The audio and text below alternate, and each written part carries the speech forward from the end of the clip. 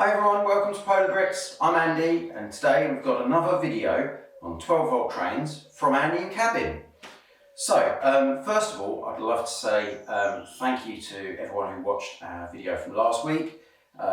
It's already had more than twice as many views as anything else on the channel and some fantastic comments and lots of likes and things. So thank you for watching that. Hopefully you come back for more today. If you haven't seen last week's video, I recommend you go and have a look at that as well after watching this one.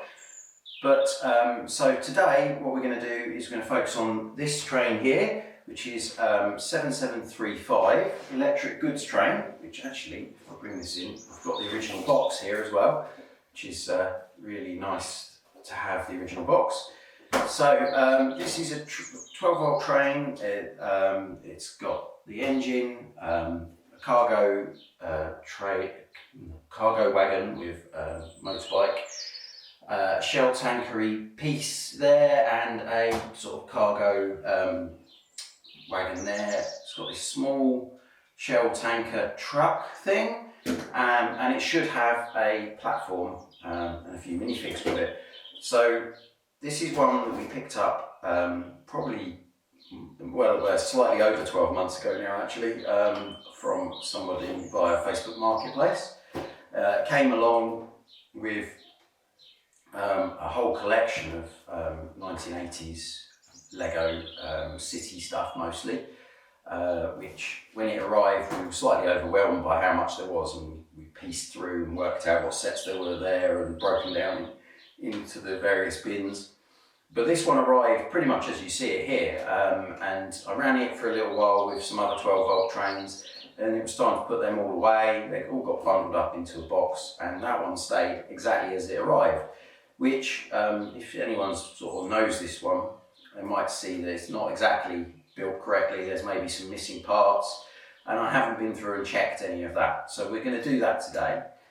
Take it all apart, inventory it, from a inventory printed off of Bricklink, check what's there, what's missing. If there's anything missing, try and find the missing parts in our collection of parts, and then hopefully we can rebuild it all together complete by the end of the video and have it back here running, looking a little bit smarter than it does now. So as we haven't got a table or anything in here, I'm going to reconvene back to the table in the house. And we'll pick it up once I've done the inventory of the parts. So okay, here we are inside, and as you can see in front of me, I've got all the parts of the train. It's all taken apart. I've printed off an inventory from Bricklink. Find that the easiest way, just print the inventory off, and then I can tick off all the parts that are here and mark down the ones that I need, so that I can go back to Bricklink and list them on a wanted list later on. So, how have we done? Right, well, most of it's here, and quite a lot of the bits that weren't here I've managed to add from our parts drawers. So there was quite a few bits, so nothing very rare, stuff like 1x6 plates, 1x2 grey slopes, a few bits like that. Probably the most difficult was actually this white motorbike, which we happen to have in our parts collection. Now, this could actually have arrived at the same time as this train and just been separated from it and then stored away in our parts collection. I couldn't tell you, to be honest. So, but at least we've got that to add to the set, so that's good. So we are left with 3 parts missing. I need another 2 of these light grey 6x10 plates, and I need another 1 of these bar fence type pieces, which are in a lot of sets, not so many in the older light grey colour, so I'm going to have to try and find myself one of those. So that's all that was missing after I'd added some parts from the collection. So what I can do in order to be able to build it, the only things I really need probably are the plates to make the platform that goes alongside the train. So I found myself a couple of the same size but in blue, so we'll sub those in when we come to building it. In preparation for building it, I've been and dug out the instruction manual from my collection, which is no mean feat because they're not very well organised, but it wasn't too difficult to find. And yeah, browsing through here, in the back of the manual, you can see there's actually instructions for an alternative build, which is something Lego used to do a lot of on these trains in particular. So a slightly different version of the train available there. We're not going to build that one, we're going to build the main one from the front of the manual and the cover of the box.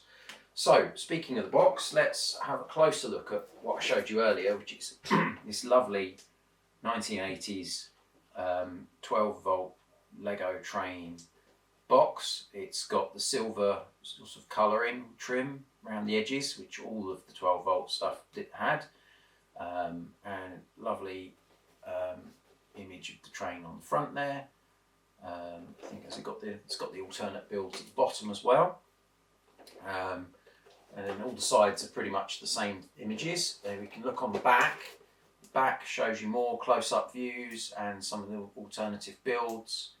And that chap there who's playing with his train set, I don't know if you can see that, he's probably in his 50s now, so maybe he grew up to be a train driver, or maybe he works for Lego, one or the other. You can open it up, it's got a flap to open up, and there's more lovely photos in there as well. So you've got the old compartments inside. It's a bit battered, but it's in fairly good shape. It's quite nice to have that alongside the train, arrived at the same time. So that makes it a really nice complete set. While we're looking at boxes, I found this one in amongst my parts while I was out building in the cabin. And I thought I'd show you it as it was interesting. So this is box 12 volt train rails this time, the electric rails that go in the middle of the track. There's 8 curves in here. Now what's interesting about this is that this is still sealed. It's even still got the original price of £4.25 on the label there. So this is still sealed in box since 1980 something. And never been opened. You can see that the rails, you can hear the rails are still in there, but you can peek in the end because it's got one of these little thumb sort of pull pieces that Lego still do on boxes. Very annoying because it destroys the box, but you can peek in the end there and see that they're in there and they look very shiny. And I don't really collect sealed box Lego. This just arrived along with some other parts that were, I think they're in the box, but they're open. I didn't pay anything particularly overpriced for this being sealed because it's supposed not very desirable as a sealed box. And I probably will open it eventually when one day I need some more curved parts. But I've got plenty of them at the moment. Curves are always the thing you have more than enough of. It's straights that everyone wants. So for now I'm leaving them in the box because I think it's a nice thing to have. So I thought I'd share that one with you while we were building this. So I think I've been through everything. All that remains is me to build it. It's going to be a bit of a longer build, so we'll time lapse that and then we'll take a closer look when I finish building.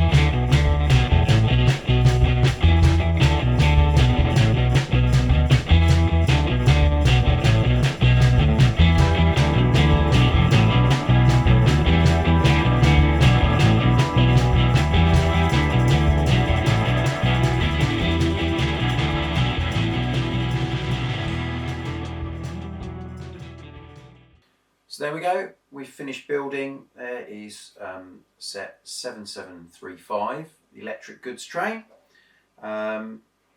So let's dive in and have a closer look. These are our minifigs, and I'll try not to use the word standard too much here, but we've got a standard shell worker with the red cap, white body, shell logo on the body and blue legs, and the standard railway worker with the red flat cap, blue torso with the shirt printing on and blue legs. Like I say, very standard for the era and appeared in lots of different sets, so we won't waste too much time on those two. We've got our platform, very basic build here. Obviously we have swapped for the missing parts our blue plates at the top here, so it does look a little bit strange, and it just gives you a ramp that you can access your train from ground level. So you can attach this these 3 points here onto the sleepers of the track, and then you can bring your vehicles up the ramp and onto one of the carriages. So that moves us nicely on to over there, onto this one, which is a small shell tanker, and this little vehicle, which we'll have a look at first. It's a very curious looking vehicle, which I think is meant to be just a fuel pump, so that you would bring this to the tank and not have the two combined together. You'd just be able to bring the pump to where the fuel was and pump it to where it needs to go. I think that's the idea. And likewise, this is a very small fuel tank on this one with the Shell logo on it. As we spin it round, there we go. And as I showed before, got these two flaps either side that you can flatten down to get access to the platform alongside the train, and allows you to drive this vehicle up onto here to be stored away and go off with the train. So that's that one. Bring in the next one, fairly similar build. This one has got the two flaps either side again to get your goods on and off, and this time the goods are two motorbikes. So we've got the white motorbike there with the number 2 on. They're all pretty similar, these little motorbike builds. And then we've got a blue one. I like the blue one actually, it's a bit more unusual. Number 3 on that one. And they just sit up on the carriage here on a couple of the 1x2 jumper plates just to hold them up. And then you can close it up like that and off it goes. So the last of our carriages is this sort of cargo wagon, which has got a sliding door on either side like that, as well as a door, just an access door at the other end on both sides as well. And then the only other real feature on this one is it's got a ladder up the back there that you can then get your minifigs up onto the roof. That's that one there. So, and then that just leaves us our engine, which if I tip it up you can see has got the 12-volt motor in there with pickups. This one's in that lovely yellow and red colour scheme that appeared on 2 or 3 of the trains of the era. It's really nice. We've got at the front there a couple of lights, and then this bar piece, which obviously we said one of these was missing, so that one's on the front, and then the one that's missing is on the back, would go just there. I decided to preferred it on the front, so back just got a couple of lights very similar to the front, and then we've got lovely visibility for our minifig all round in the cab there. A couple of doors that will open up. Very little detail in there, I don't know if the camera's picking up, but there's just a couple of levers in there. Obviously make it go faster and slower, I suppose, I don't know. And yeah, that's our engine.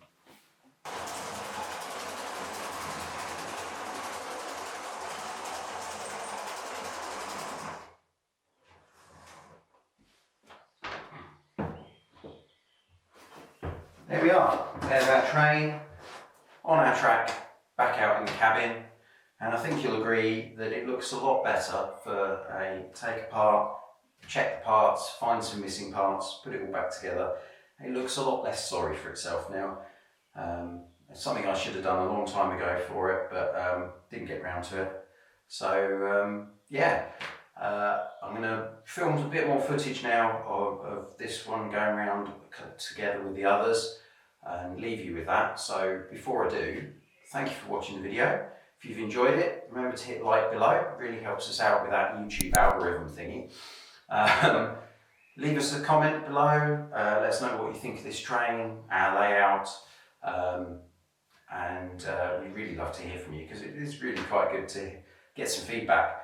And yeah, if you want to see more videos like this, then we'll be making some more very soon and uploading again very soon.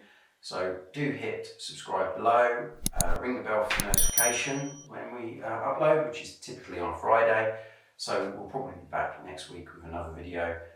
So until then, I'll just leave you with some trains going around.